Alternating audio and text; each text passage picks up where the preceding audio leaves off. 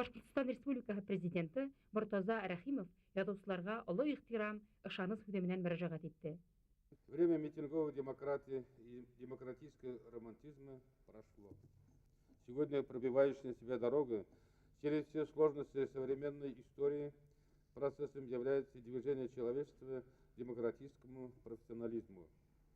Мы убеждены, что только этот путь дает возможность наиболее полно реализовать творческий потенциал и интересы граждан, обеспечивать свободную и ответственную деятельность всех экономических, социально-политических и духовно-культурных сил общества.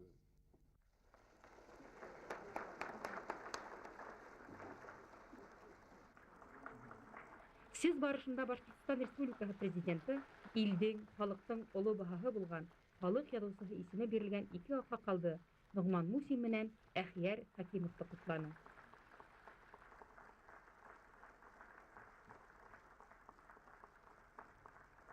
Язучыларның ике съезд арасындагы эшләре оешма идарәсе рәисе Башкортстанның халык шагыйре Раул Бикбаевтың сыгышында хүрәкләнде. Башкортстан язучыларының 13-нче съезы илдәрдең һәм халыктарның барлык кешелектең язмышында тотыш дәврде йомгаклаган, буатка буат, мең еллык үрелгән тарихи мәлдә асыла. Иман какшаган, бәндәләр батшага бакмаган, хөкемдән кешеләр курыкмаган заманда, элекке баяклар хүндерелгән, кешеләр буталышка дүндерелгән, күңелдәр аксага дүндерелгән заманда, урлау талаш изгеләштерелгән, һөмһезлек өлгегә әйләнгән был заманда кешегә ниндәй таяныс кала һуң? Туганына таш аткан, туганын зар илаткан, улы атаһын һаткан, кызы әсәһенең йөзен харгайткан, милләттәшен хуйган, диндәшенең канын куйган был заманда бәндәгә, нимәгә, кемгә ышанырга, инде кайда барып кыенырга? Уважаемые товарищи, мы с вами собрались на свой большой курултай в удивительно интересное и своеобразное время. 13-й съезд наших писателей открывается в тот исторический момент, когда век встречается с веком, тысячелетие встречается с новым тысячелетием, когда в судьбах стран и народов в жизни всего человечества завершается целый этап.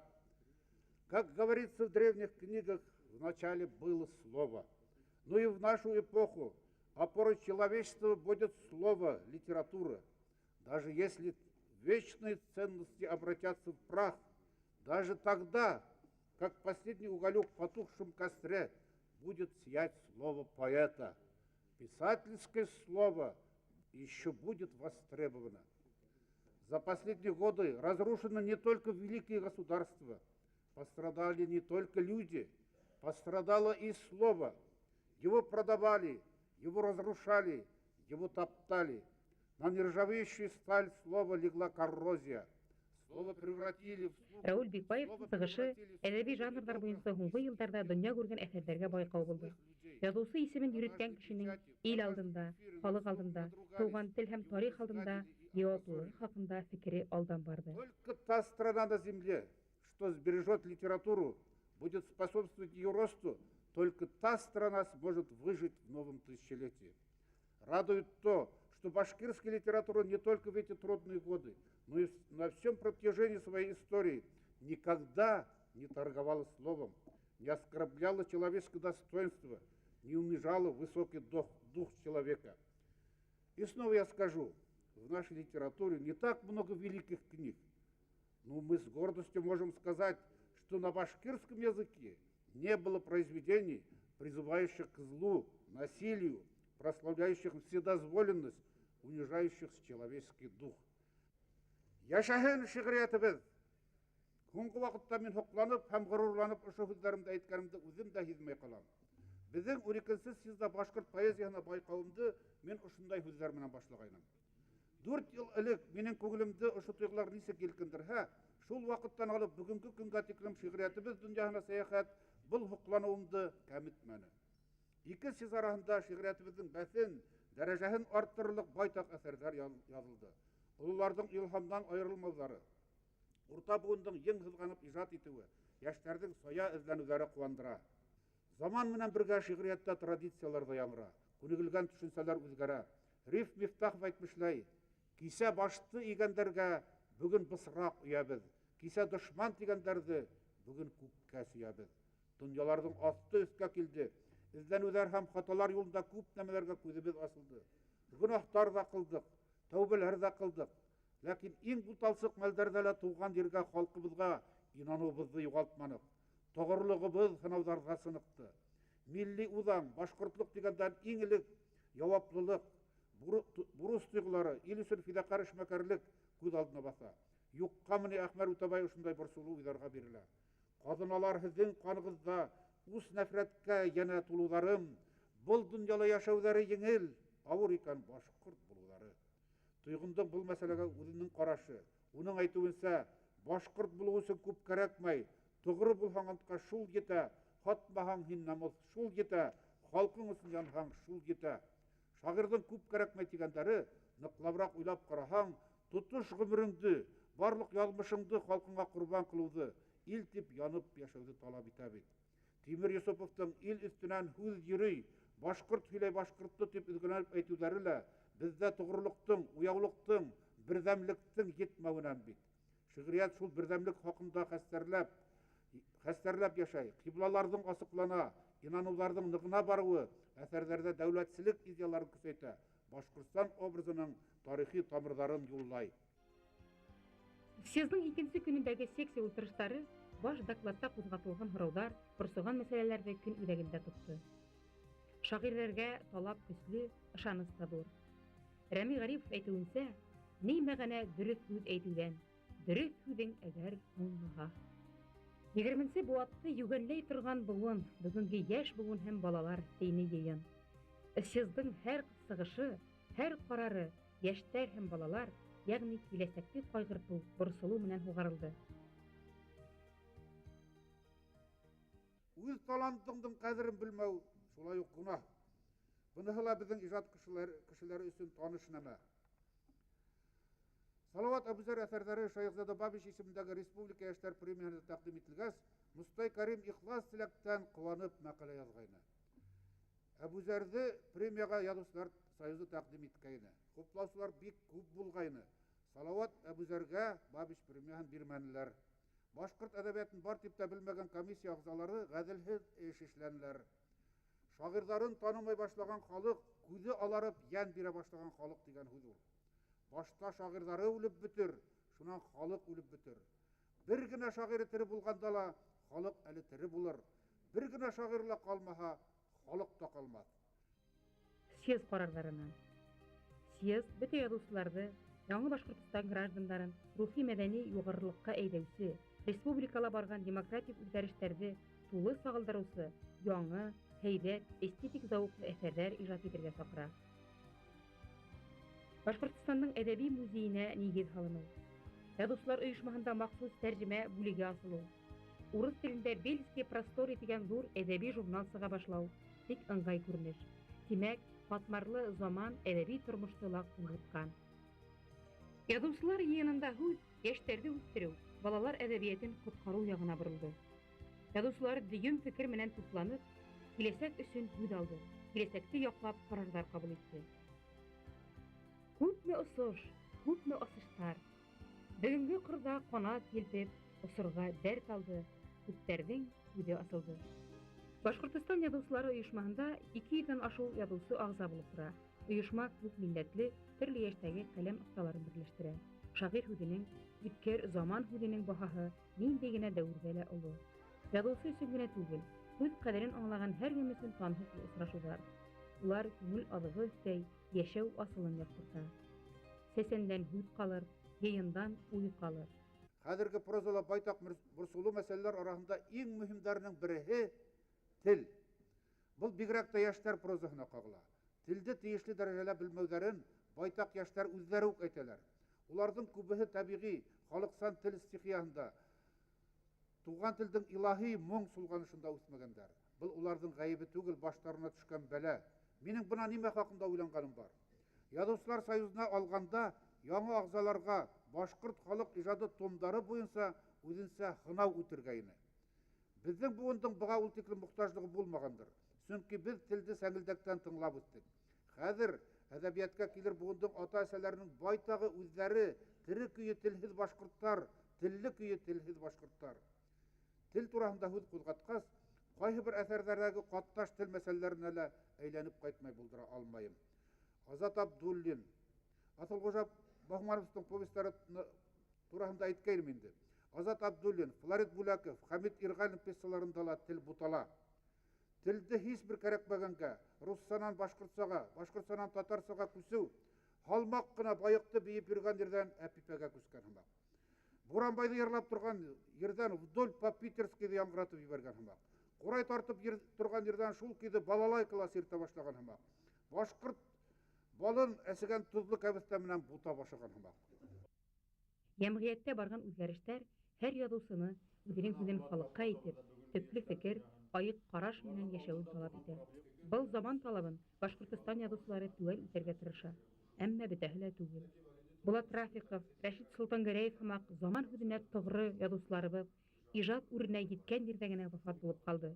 Шулай ук халык шаһирлары Назар Нәҗми, Әнгам Атнабай тавышлары юкындырды. Съезд карарларыннан профессиональ әдәби тәнкыйть үсешенә, был өлкәдә эшләгән яшь кешеләрне тәрбияләүгә, әдәби тәнкыйть бүлегенең өзлексез эшләүенә даими игътибар кирәк. Ике съезд арасында драматургиялар дөньяга сыккан әсәрләр байтак. Әмма ике съезд арасында драматургияга элек башка жанрларда эшләгән авторлар һәм бөтенләй безнең әдәбиятта билдәле булмаган яшьләрнең килүе бу усурның мөһим бер күренеше булды. Бу җәһәттән Мәдәният министрлыгының, Сибай язучылар оешмаһының һәм Арслан Мөбәрәков исемендәге Сибай башкорт драма театрының эш һөҗүмтәләре кызыклы. Элек яңа исемнәрне театрларга үткәрмәйләр дип зарланудар, ниндәйдер мафияны гаепләүләр аз ишетелмәде. Драма секцияның карарыннан тыш, Мәдәният министрлыгының хуплауынан тыш, яңа пьесаны ул замандарда берәй театрга үткәреп кара. Мин бундай каты контроль замандарына әйләнеп кайтырга сакырмайым. Әмма бүген бәгъзе театрларда автор үзе акча түләп пьесасын куйдыра икән, бундай инде сифатка югары талаптар турасында һөйләргә урын калмай. Милли драматургия мәдәният һәм сәнгать югарылыгының күрһәткесе. Драматургия булмаһа, проза, публицистика, хатта шигърият та юкка сыга. Яшь драматургларның семинарларын оештыргач, драматургияга унлап яшь автор килде. Молодежи мы мало занимаемся. Вот этот семинар драматургов, который мы 2 недели проводим там в Баймакском доме отдыха у озера Талкас, точно такой же семинар она проводит для поэтов, для прозаиков, для критиков. Сегодня же нет критики, нет мало молодых прозаиков, мало молодых поэтов. Съезд карарларыннан язучылар җаваплы гражданлык тойгыһы, иҗади ынтылыш менән җәмгыятьтә тәрбия һәм аң белем таратуда катнашырга бурычлы. Ләкин балалар өчен китапларның исемлеге елдан-ел кыскара бара. Сагыштырып карайык. Нәшриятта 97 елда 29, 98 елда 13, 99 елда 7 балалар китабы басылып чыккан. Уйлап карагыз. Яшь алмаш өчен китап чыгару республикала 3 елда 4 тапкырдан артыкка кемегән. 4%-ка түгел, 4 тапкырга кемегән. Бик күңелһез статистика. Идара рәисенең был сүзләре бөтә йыйынды тетрәндерде. Башкортстан президенты хөкүмәт карары менән Башкортстан балаларын туган телдә укыту программасын тормышка ашырган сакта, балалар әдәбиятына ошондай караш булуы аңлашылмый. Тәгәрмәскә, тарих тәгәрмәсенә таяк тыгу менән бер ул. Наши дети наших книг не видят и удивляются. Когда бываю в школах, вот мне самой пришлось услышать такую фразу. А у вас, у башкир, кроме Мустая Карима, разве есть еще детские писатели? Секцияларда барган асыктан-асык һөйләшүләр язучыларның иҗади аралашуга, катышуга ифрат мохтаҗ икәнен, һәүһап яшәгәнен күрһәтте. Киләчәктә бундай фикер алышу, уй-хис уртаклашу саралары ешрак оештырылачак. Сатира һәм юмор, әдәби тәнкыйть, рус телле һәм татар телле язучылар берекмәһе елдан-ел ишәя һәм түлия. Дөем әдәби мәйданда уларның урыны зур. Башкортстан китап нәшриятында һуңгы елларда рус, татар телендә китаплар дөнья күрүе куанычлы. әмма шул ук вакытта башкорт сабасмаларының үгәйтелгән хәле уйландыра.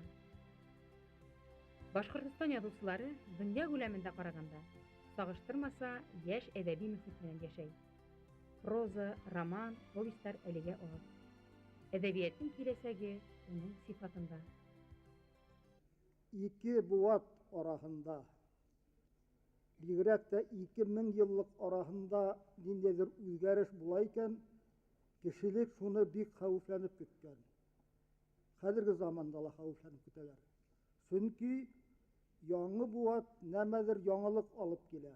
Социаль яктан да, мәдәният ягыннан да, һәм башка яктардан да. Үткән буат безнең башкорт әдәбияты өчен ни белән характерлана дип сорасагыз, мин болай дип кенә әйтер идем. 20нче буат безгә тап үзебезнең башкорт әдәбиятын бирде. Әдәби телебезне, халык теленә нигезләнгән әдәби телебезне бирде. Һәм башкорт әдәбиятын бөтен дөньяга чыгарды. Буны без авыл тултырып әйтә алырбыз дип уйлыйм. Башкорт әдәбиятын ни тиклем мактаган булсак та, язучыларыбызның саны күбәйгән тәкъдирдә лә безнең әдәбиятыбыз әле кадимгечә. Үтә традицион. Поэзиябызда, бигрәк тә прозабызда кай. Илләмәгәр драматургияда ниндәйдер үзгәрешләр, эзләнүләр, төрле формалар бара. Я очень часто повторяю латинскую поговорку. Extra patriam non est vita. Extra patriam non est vita. Если так, почему мы вроде бы являемся составной частью Российской Федерации, наша писательская организация является составной частью Союза писателей Российской Федерации, но внимание со стороны центра Москвы в данном случае почти сказать можно ноль. Дорогие друзья, давайте попросим все-таки. Я думаю, что и другие ораторы затронут этот вопрос. Переводческое дело налаживать. Соңгы 2-3 ел эчендә күренекле прозаикларыбыз китеп барды. Мәсәлән, Яңгырбай Хамматов, Булат Рафиков, Рашид Султангәрәев, Денис Буляковлар, улар бит прозаның тоткаһы дип әйтерлек кешеләр иде, дип әйтә торган кешеләр иде. Менә хәзер улар киткәс, ничектер безнең прозабыз шыйыкланыбрак калган төсле күренә миңа. Киләсәктә уларга кемдер алмашка килер. Кемдер яңынан улар язган кебек шундайын зур күләмле эпик әсәрләр тудырыр. Халыктың язмышын күрсәткән. Киләсәк турында бер сулып язган һәйбәт романнарны кем язар икән дип мин һәр вакыт уйлап куям. Ләкин бу өметсезлектән түгел. Яшьләр бар, улар язасак, иҗат итәсәк, башкорт әдәбияты һаман да шулай һәйбәт яшәвен дәвам итәр. Сез карарларыннан язучыларның әсәрләре яшь буында туган илде һөю хисе тәрбияләһен. Рәсәйдең һәм Башкортстанның патриотларын үстерергә булышлык итсен. Әгәр дә тәрҗемәчеләр булган булса, безнең бына дигән шагыйрьләребезнең әсәрләре бөтен Европала, Азияла һич тә һәр бирмәенчә яңгырар иде. Һәр яшь язучы, яшь әдип ул үзе юл ярып инергә тиеш әдәбиятка. Элегрәк Хаким Гыйләҗевнең әйткәне бар иде. Талантты колагынан һүрәп кертергә ярамай әдәбиятка. Ысын талант үзенә үзе юл ярырга тиеш дип. Бына шул яктан накышмалылык, ихтияр көче, рух байлыгы һәм талантыңды ниндәйдер интеллектуаль, рухи яктан балкытуды теләйм мин яшьләргә. Но для этого должна быть инфраструктура таланта, которая бы содействовала росту таланта на протяжении его формирования и того периода, когда талант может всю силу свою отдать своему времени, своему обществу. У нас таких условий нет сейчас. Ну, прям скажем, нет. И прорываются только очень сильные характеры. Яшьтәр безнең хәзер төбәктәрдә бит инде. төбәктәрдә, райондарда Өфөлә кала алмайдар, мөмкинселек юк ундай. Улар күбрәк авылга кайтып китергә, шул авылдарда эшләргә, укытучы булып мәҗбүрдәр. Шулай булгас, менә ошо төбәктәргә көчәйтергәрәк дип уйлайм. Оешмаларда язучылар күбрәк килеп, чыгыш яһап, халык менән булып, яшьтәр менән булып, уларның үсешенә ниндәйдер йогынты яһау, менә шундай яктан мин язучылардан ярдәм сорайм. Сколько великих открытий, сколько трагических утрат, сколько взлетов и сколько падений прошло перед моими глазами. Но самые поразительные – это то, что на всем этом тысячелетном пути искусство слова не умирало, было в движении, жило стремлением к новым высотам, проникалось заботами отчизны. В новом тысячелетии все нации, все государства пройдут через великие испытания. И тем странам и народам, в руках у которых есть национальная книга, будет легче открывать ворота в грядущую эпоху. В новую эпоху, в новое тысячелетие суверенная республика Башкортостан входит со своей конституцией, со своим флагом, гербом и гимном, с национальной книгой в руках, со своей энциклопедией, с фундаментальной антологией башкирской поэзии. Государство и народ, у которых есть такие сокровища, с уверенностью смотрят в будущее. Съезд карарларынан. Башкортстан китап нәшриятендә әдәби әсәрләр күбрәк басылган өчен министрлар кабинеты менән матбугат һәм киң информация министрлыгы ягыннан дәүләт ярдәме бик мөһим. Заман һүзе әйтелер, безнең шагыйрьләр, язучылар, драматурглар, тәнкыйтьчеләр әйтер уны. Яңа буват, яңа 1000 еллык баскысына бергә аяк басабыз. Бергә иҗат итәргә, бергә усырга, бергә яшәргә язсын.